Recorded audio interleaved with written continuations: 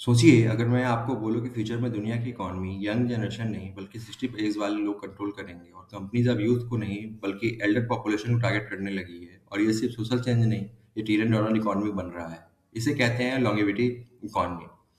अब इसमें अगर हम देखें, क्या ये फैक्ट किसी चीज़ से मिलता है या कहीं पे कोई रियल सिचुएशन ऐसा देखा गया है, तो जापान एक इंटरेस्टिंग केस सुनाता हूँ मैं आपको।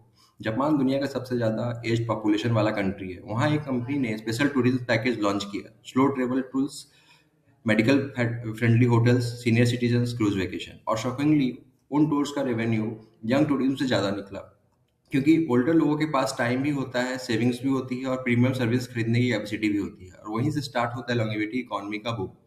लॉन्गेविटी इकॉनमी क्या होता है? सिंपल वर्ड्स में लॉन्गेविटी इकॉनमी का मतलब होता है ऐसी इकॉनमी जो लॉन्ग लाइफ पॉपुलेशन के अराउंड ग्रो होती है।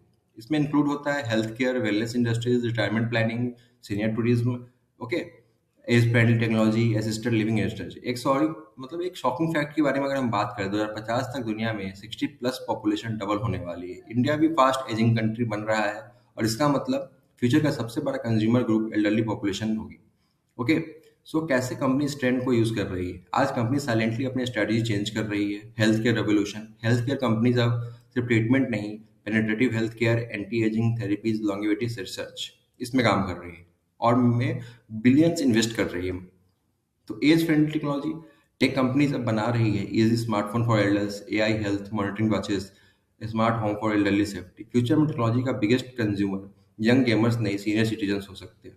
सीनियर जो इस इंडस्ट्री में जीते हैं, रियल एस्टेट इंडस्ट्री में एक न्यू बूम आ रहा है। Retirement townships, assisted living homes, luxury senior community, India में भी पुणे, बैंगलोर, केरला, मतलब ये सारे जो है ना, यहाँ पे मार्केट ग्रो हो रहा है और फास्टली ग्रो हो रहा है। तो ये इकोनॉमी कितनी पावरफुल क्यों है? लॉन्गेविटी इकोनॉमी पावरफुल इसलिए है क्योंकि एल्डर पॉपुलेशन के पास हाईएस्ट वेल्थ कंसंट्रेशन होता है।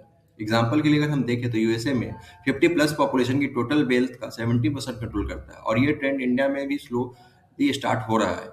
ठीक है, दूसरा रीजन है ओल्ड जनरेशन इमोशनल स्पेंडिंग करती है। यंग लोग गैजेट्स खरीदते हैं बट एल्डर्स खरीदते हैं हेल्थ, कंफर्ट, एक्सपीरियंस और सिक्योरिटी, और ये इंडस्ट्री हाई प्रॉफिट जनरेट करती है।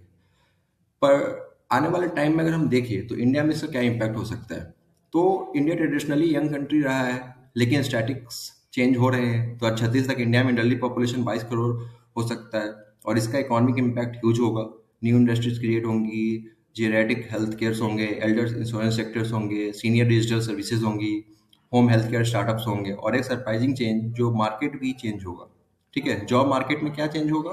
तो फ्यूचर में doctors, care givers, psychotherapist, wellness expert की डिमांड एक्सप्लोड करेगी। ठीक है, जिसमें रतन टाटा ने एक शुरुआत भी किया था, एक स्टार्टअप जिसके बारे में आप लोग अवेयर होंगे। हम उसके बारे में भी एक डिटेल वीडियो बनाएंगे आने वाले टाइम में। तो हिडन चैलेंजेस क्या होगा लॉन्गेविटी इकोनॉमी से? हर इकोनॉमिक ट्रेंड के चैलेंजेस भी होते हैं। लॉन्गेविटी इकोनॉमी का बिगेस्ट रिस्क है पेंशन प्रेशर। गवर्नमेंट को रिटायरमेंट बेनिफिट सस्टेन करना डिफिकल्ट हो सकता है। दूसरा challenge health care cost exposure, longer life का मतलब लॉन्गर मेडिकल केयर। और तीसरा चैलेंज वर्कफोर्स इम्बैलेंस।